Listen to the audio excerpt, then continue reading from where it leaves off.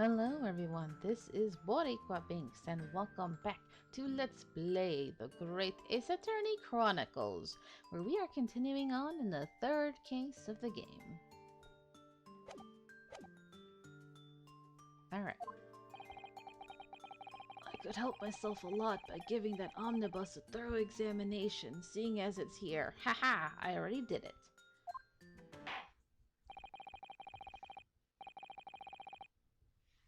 Let us continue with proceedings, then. Your cross-examination, counsel. Pray don't expect this Nipponi stray to understand the intricacies of a British court's cross-examination rights.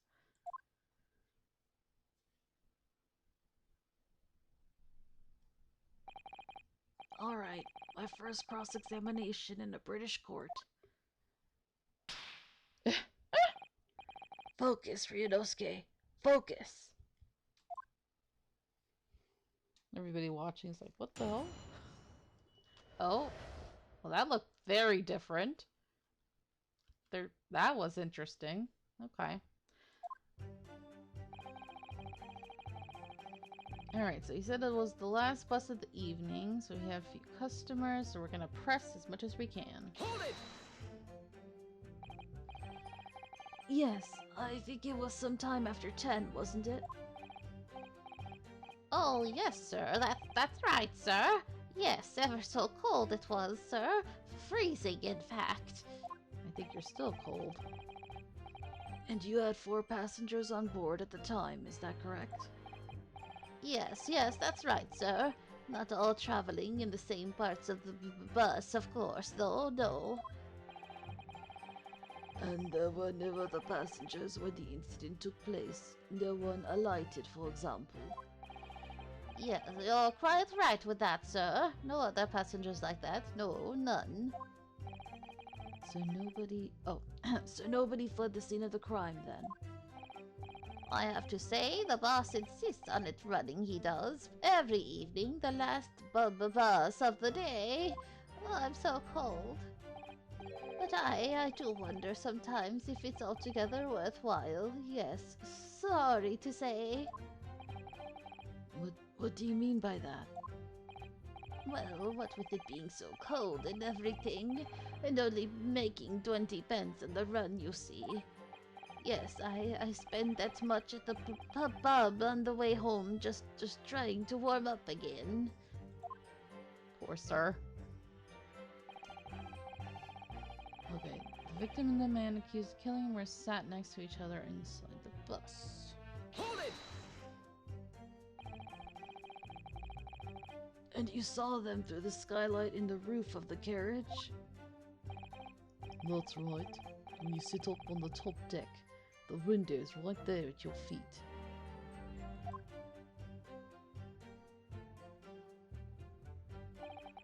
There was a lamp on inside, so I had a pretty good view. The two of them were wearing hats, and I couldn't exactly make out their faces. But there's not a shred of doubt in my mind that it was Mr. McGilded. See, the whole thing with the hats and not being able to make out his face, I wonder if that's going to come into play, because they purposely mentioned the crooked hat and all of that, so I don't know. How can you be so sure? Well, how can I put it politely? Mr. McGilded is a gentleman of rather small stature. I couldn't have mistaken him for anyone else. Let's not forget that when the vehicle came to a halt, the only people inside the enclosed cabin were the deceased Mr. Mason and Mr. McGilded. There is no room for doubt here. I really wish there was. Okay, then out of the blue, the accused just reached over and plunged a knife right into his guts. Hold it! You actually saw the exact moment it happened? I mean, why were you even looking down there? What the frick? Didn't I already testify to that? Or are fair dinkum, hard-working city bankers not considered trustworthy these days? Oh, no, I didn't mean that. This is no good. I've really got his back up. Perhaps you could just tell us what you saw in a little more detail, if that's... My lord! Oh. Juror number 3, what's the meaning of this? My mind is made up, my lord. Completely and utterly made up. Made up about what? I probably changed his voice from whatever I did last time, but whatever. I don't like the stinking rich. Never have. They always up to something or other that they shouldn't be. Every one of them. And look how you're dressed, though. And that little leprechaun of a man is no exception. Well, he can't fool me. Oh? Oh? Oh. Scales of justice. I see. So he's already voted? I thought you had to wait until the end of a trial. What the frick? There's no point wasting time listening to any more of this. That's my opinion on the matter anyway. Someone said hold it. Oh. That is precisely what I was about to say. No! As the foreman of the jury, it's my duty to set a good example to my fellow jurors. How the hell? How did they have it perfectly just throwing fireball over there? It's crazy. I did notice the fire. It does look so different from everything else, like assets wise. I think that's why it stood out to me the first time I saw it. What is happening here? How are they aiming it so perfectly? Let me see. Yes, it seems that's how the members of the jury give their verdicts. With fire? What the frick? How do they not have, like, they fling it back and it's gonna land on the judge's beard or something? I don't know, it's just crazy to me. Oh, you gotta love Ace Attorney games and their crazy gimmicks, right?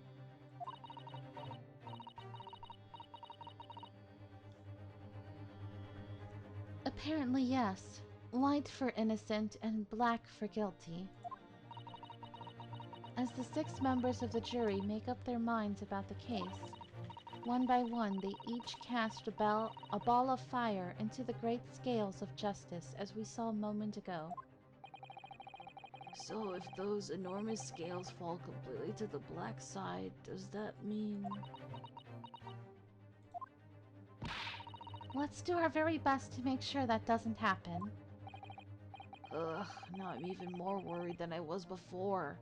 Because they can just do it at any time. That's horrible. They're not waiting for us to, you know, do our jobs. Very well, the court acknowledges the change in the jury's stance. Counsel for the defense, please continue with your cross-examination. This is a nightmare.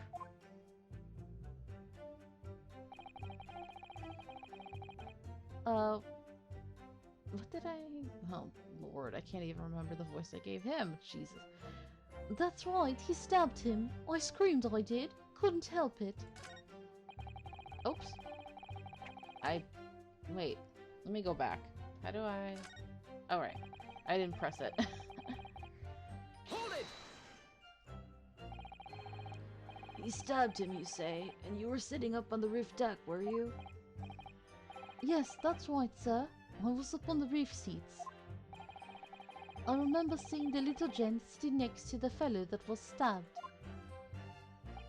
I'd been thinking about a new heart design, you see, so I was just gazing absent-mindedly around. But then I happened to look down through the skylight.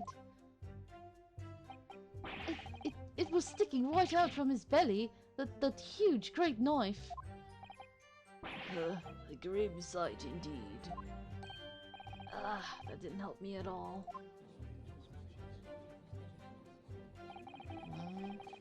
The jury look like they're even more convinced my client did it than they were before.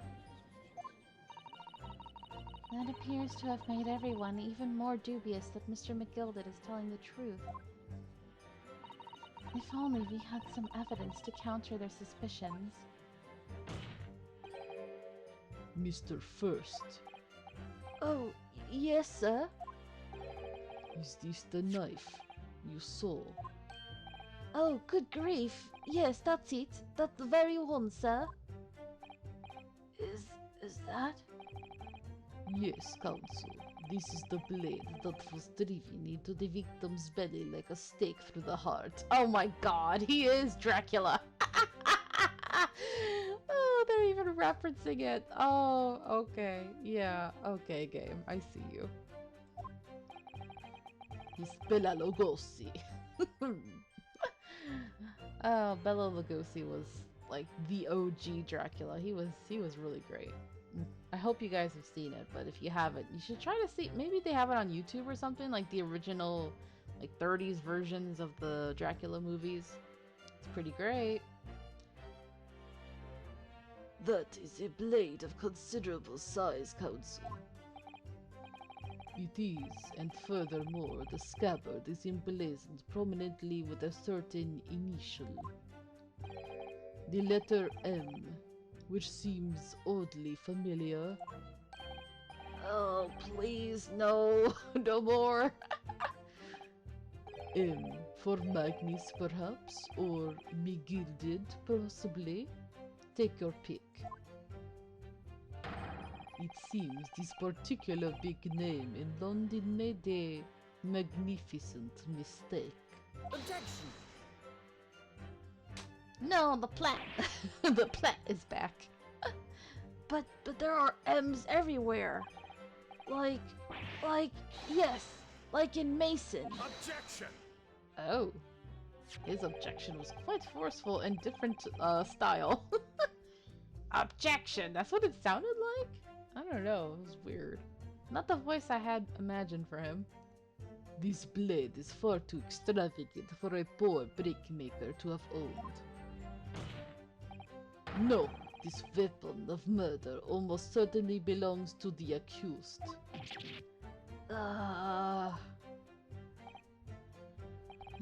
Not conclusive, but certainly compelling, Counsel.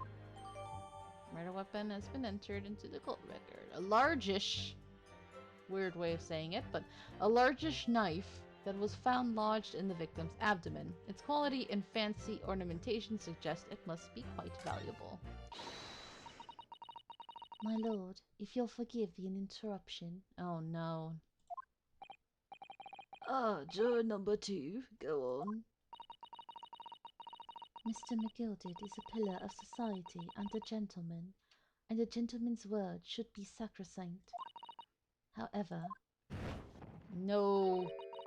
Those of us in service know we must accept hard truths. Wait, what are you about to do? Dispose of the rubbish. Damn. Oof. No! I don't wish to cause offence, but I do like to eradicate all traces of filth and grime. Hold it. Oh, it's her. She hasn't said anything yet. I have painstakingly typed every word uttered here today and cross-referenced all the facts. Are you normally a court stenographer? Is that why you're doing all this? As such, I am now in a position to draw the only logical conclusion. Oh, crap. This is bad, y'all. Not again. That's 4 out of 6 jury members who've proposed a guilty verdict. There are only 2 left. We've had it. Every time I press these witnesses for more information, I just make the situation worse. Nevertheless, what we need more than anything at the moment is more information. We're still very much in the dark. I suppose I'll just have to keep pressing the witnesses, knowing that more sparks may well fly. We mustn't give up hope that we'll uncover something that will give us a way to fight back. But... Alright, I'll keep trying. I can't give up. I just need to keep calm and listen to the witnesses' statements again. Oof. So then he said, as soon as I heard the scream, I stopped my bus, and then I saw it too. Hold it! What exactly did you see? Oh, well, sir, that would be the passenger, sir. Yes, collapsed on the floor he was. He was? But I thought he was still sitting in the seat? And by the passenger, obviously you're referring to the victim, Mr. Mason, the brickmaker. And then the other passenger had that knife in his hand like this. By the other passenger, obviously you are referring to the accused, Mr. Magnus Begilded. And then he plunged it down like this, stabbing the other passenger in the belly. No, that doesn't make sense. If you heard the scream and looked, then there's no way you'd be seeing him stabbing the other person if the other person was also supposedly down on the floor already. Like, your timing of events and everything doesn't make sense to me. What? What the frick? No. My lord, I wish to speak. Yes, juror number 5. Do I take it that you too, as the master of London Guild of Coachmen, the idea of a murder being committed in one of the city's garages is utterly abhorrent to me.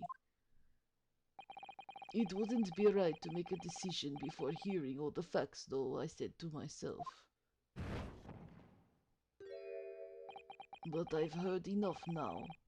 The horse has bolted, as they say. I gave him a different accent, kind of similar to... Oh well. No, please, just keep an open mind a little. Gee up now, Silver Blaze. The finish is in sight. Oh god. Beppo is a long-standing member of the guild, and I trust what the man says. Oh, thank you, sir. You're too kind, sir. This is too unkind, sir. Which now means that 5 jurors agree to condemn this man. Jesus. Okay, Granny, we need you. Are you gonna directly... Oh my god. He's gonna directly put pressure on this old lady. Like, come on, we don't have all day, old lady. You know? Like, he shouldn't be doing that at all. Madam Juror number 6. Yes, dear. What can I do for you? You have heard the testimonies of the witnesses in the stand.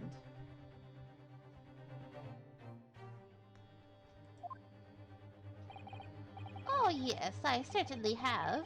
Still got my hearing, you know. Then pray tell, why are you yet to pronounce your leaning? Don't pressure her. Well, dear, the thing is, I'm a creature of habit, me. I always go to the park at around this time of day and sit on a nice bench and get on with my knitting. There's a lovely little park just near where I live. McGilded Park, it's called. Ah, The gentleman donated it to the city, you know, to put a smile on Londoners' faces, he said. I can't imagine such a fine young gentleman would have it in him to take another man's life. He's always doing wonderful oh, other people are saying this. He's always doing wonderful things for the city. That's right, a man like that wouldn't stab someone, surely. Mother, may we go to the McGilded Public Library later and borrow some more books? Interesting. how many Londoners live with their heads in the clouds? Do you people not know? What kind of a man Magnus McGilded really is? Oh boy. See, this is what I was wondering, you guys. There was something about him being rich that I was just like, he feels kind of shady to me. So I'm worried right now he's gonna reveal something dark and twisted about him. That he's really not... Ooh? I like this music. Is this his theme? I think so, right? It's really good. It feels very Professor Layton. But yeah, I'm worried right now. What kind of a man is he? The philanthropist Magnus McGilded has enough wealth to purchase the entire city he claims to value so highly. But where did all that wealth come from? Uh-oh. Your client is a Shylock, sir, and one with the very darkest of souls. What? Stone the crows! McGilded lends money at extortionate rates of interest, so his victims have no hope of repaying him. Oh, he's a loan shark. Oh no. When they default, he takes possession of everything they own. He is a vulture that preys on the weak. I've never heard any mention of that before. Your faculties haven't deserted you, I'm sure, madam. So has this thought not crossed your mind? Would a man wealthy enough to buy London in its entirety not have a carriage of his own? Oh, shoot, you're right. Why was he riding the, public transportation? What possible reason could this man have had to make use of a public omnibus service? You're not saying that. The victim, a poor brickmaker, had next to nothing to his name, save considerable financial liability. It will come as no surprise that his creditor was the accused, Magnus McGilded. Oh, snap. But here's the thing. Like, it's kind of common knowledge now. A lot of people are saying that if you're a loan shark, killing the person who owes you money is the dumbest thing you can do, because you're never going to get the money back. The only way you would kill them is like in the case of in Trials and Tribulations, he killed him to gain money from him because of the whole lottery ticket thing and all of that other stuff. But most good loan sharks would never kill the person. They would like threaten them, they would beat them up, scare them. But whatever they could do to get their money back is what they're gonna do. They're not gonna kill the person. So this logic doesn't make much sense to me.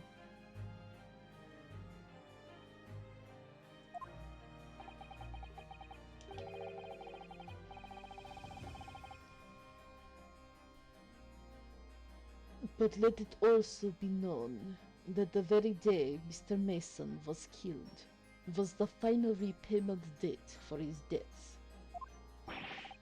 Good gracious! The brickmaker was destitute. He had lost his house. He had not a shilling with which to repay his debts. And in the end, this pitiful soul had the very last thing he owned taken from him. His life. So, okay, even in this case where he was so poor he definitely couldn't pay back the guy, I really don't think he would just kill him. You know what I mean? Like, wouldn't he try to find a way to make him pay him back? Like, okay, if you can't afford to pay me back, then work for me, or like do something in return so that you could at least work off your debt or something. You know what I mean? Like, it still doesn't make sense to me. By the merciless philanthropist pretender, Magnus McGilded. I don't believe it. Oh? If I might add something briefly? Susato? You claim that the victim had been lent money by Mr. McGilded, but where's the evidence to support your claim?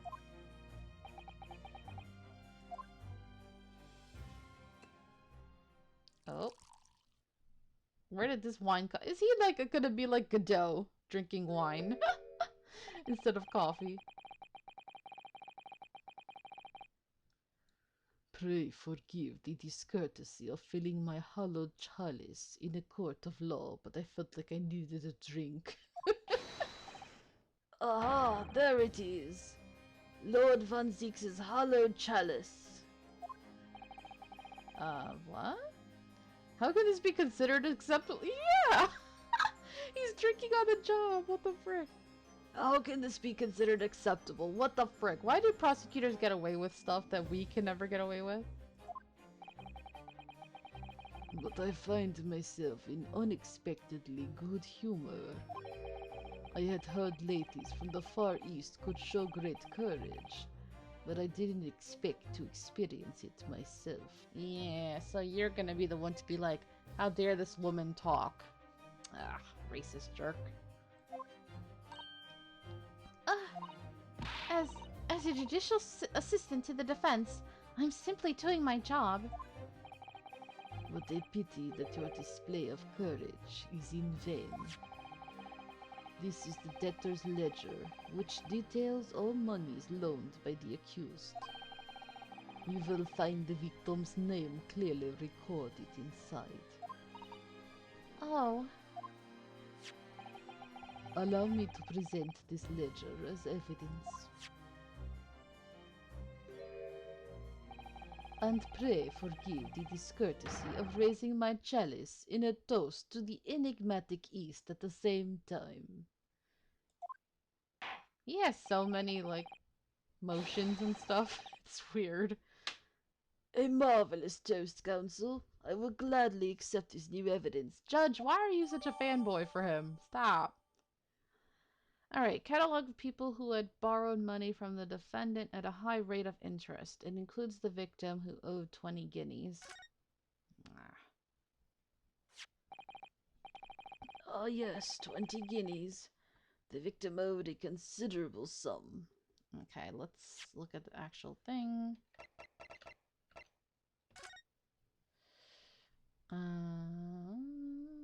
Nothing of interest except this part in the front. This portfolio must contain all sorts of secrets of London's gentry. Ugh. Oh dear. Do you really think we ought look inside? Ought to. Not ought. We ought to look inside. Well, it's not as though we know any of London's gentry personally, is it? Apart from our great detective friend, perhaps. Actually, I wonder. I assure you we will not find Mr. Holmes's name inside. Well, let's see what we find. Okay. Very fancy. Gosh, it's crammed full of gentlemen's names, isn't it? Well, I suppose they're probably not all gentlemen at all, are they? After all, not everyone in this country is well off. Ah, goodness! What is it? Look at this. Do you see the name here? Bruce Fairplay. Oh. Should that mean something to me? It does sound strangely familiar, actually. Bruce Fairplay, the witness testifying at this very moment. Oh yes, of course, the banker. Why is his name in here? Ah, he borrowed 20 guineas, didn't he? And look, the repayment date is fast approaching. It's possible that this is just a coincidence, of course, but this could be very useful information. Okay. Interesting. So, nothing else then. Alright.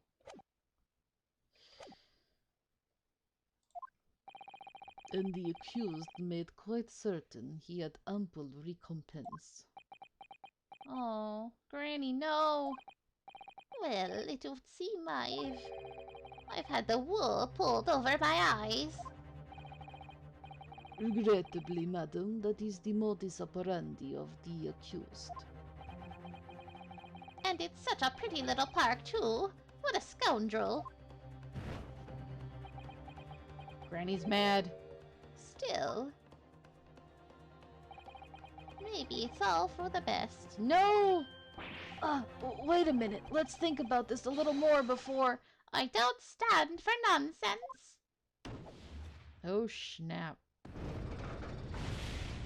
What the frick are we gonna do? Oh, crap. Well, I guess that's it, you guys. Thanks for watching. End of case 3. Woo! Okay. But we're actually going to end this episode right here. On a cliffhanger with us apparently losing? I don't know. But thank you so much for watching. I hope you've enjoyed this. And until next time, have a nice day. Bye-bye.